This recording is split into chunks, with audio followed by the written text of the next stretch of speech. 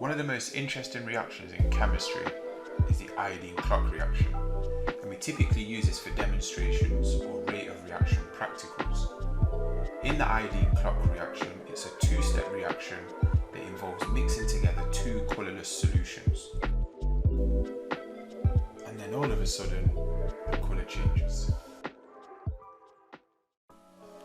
To carry out the iodine clock reaction is quite easy because a lot of the chemicals used, they can be easily sourced.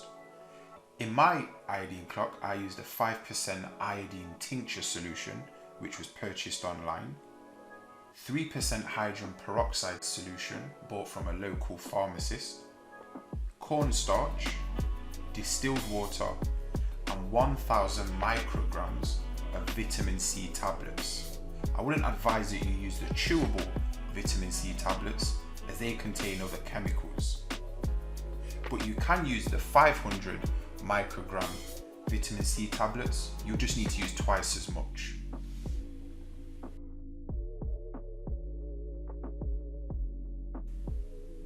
Okay, so what did I do first? Well, I took 2 of my vitamin C tablets and crushed them into a powder, as fine as I could crush them. Now for this you could use a pestle and mortar, or just use the back of a spoon like I did.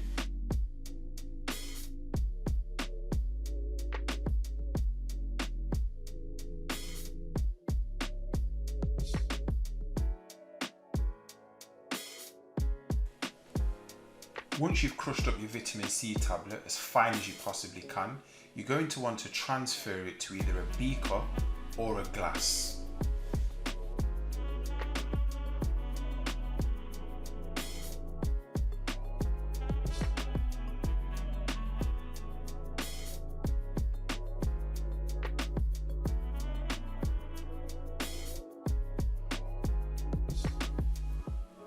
Next, you're going to want to add some of your distilled water to your crushed up vitamin C tablet. I'd advise you not to use tap water, as tap water can interfere with the chemical reaction. And what you're going to want to do is add enough distilled water to try and dissolve as much vitamin C from the tablet as possible. Now the tablet will contain some insoluble chemicals, so don't try and dissolve everything into the solution.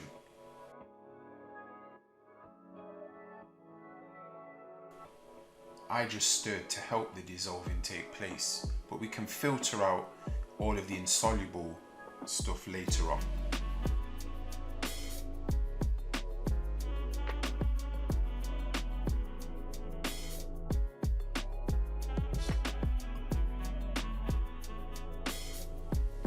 So to try and clear my vitamin C solution up, I thought I'd pass it through a filter, and as you can see I've got my conical flask, filter funnel and filter paper all set up, and the filtrate is much clearer than the solution before.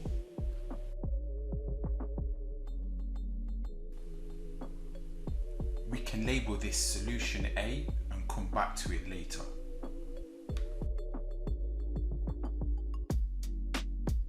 Now to a separate beaker, you want to add half a teaspoon of cornstarch.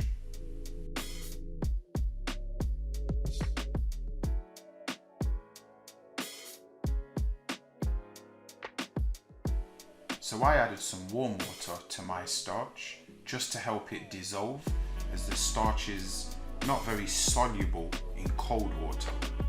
You could also add the water to the starch and place it in the microwave just for about 30 seconds to warm it all up.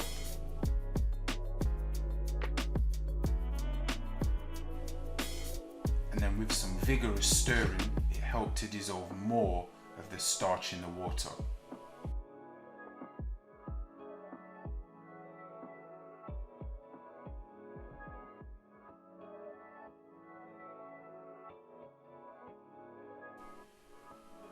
Now the iodine clock reaction works best when both solutions are colourless, and as you can see here on the right that my starch solution is quite cloudy. So to clear it up, I'm going to pass it through a filter, and hopefully that should clear up the solution.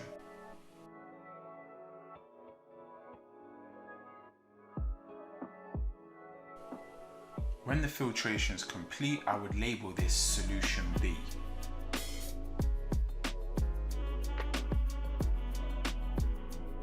So once you've filtered solution A and it's nice and clear, we now need to add our iodine to solution A. We're looking for about 25 milliliters of iodine. And as you can see, iodine is a brown liquid.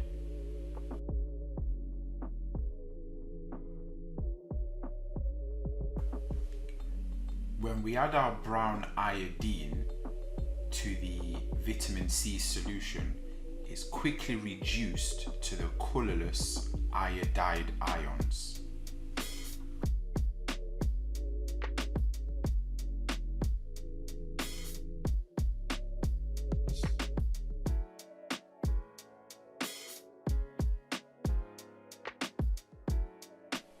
And then finally with solution A, we want to top it up to about 500 milliliters using distilled water.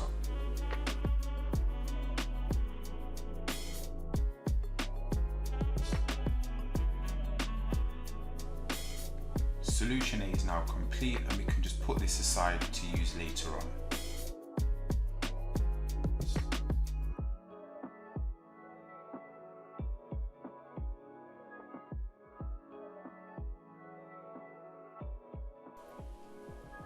Now while we was finishing off solution A, solution B should have completed its filtration, and we need to now make this up to 500 milliliters using our hydrogen peroxide.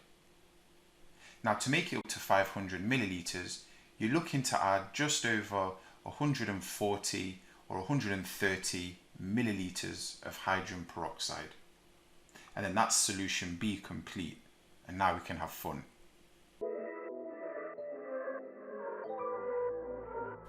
I've mixed equal amounts of solution A and B into a glass, and let's see what happens.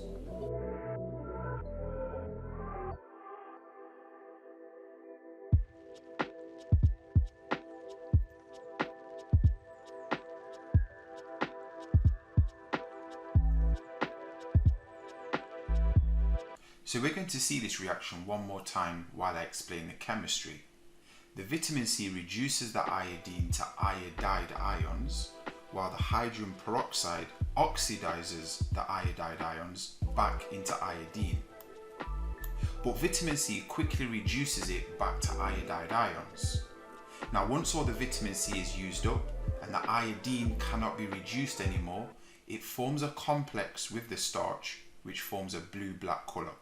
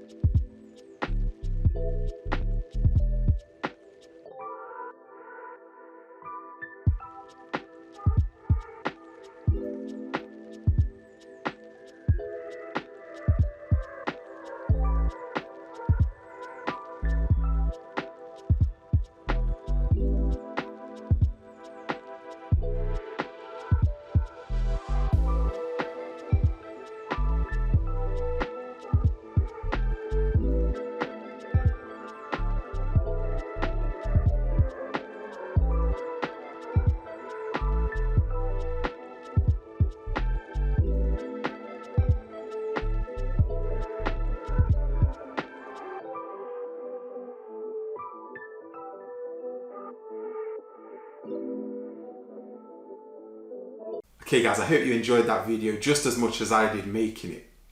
And if you plan on doing this experiment at home or in school, then maybe you may want to think about placing the solutions in the microwave or cooling them down in the fridge and just see how that can affect the rate of a chemical reaction.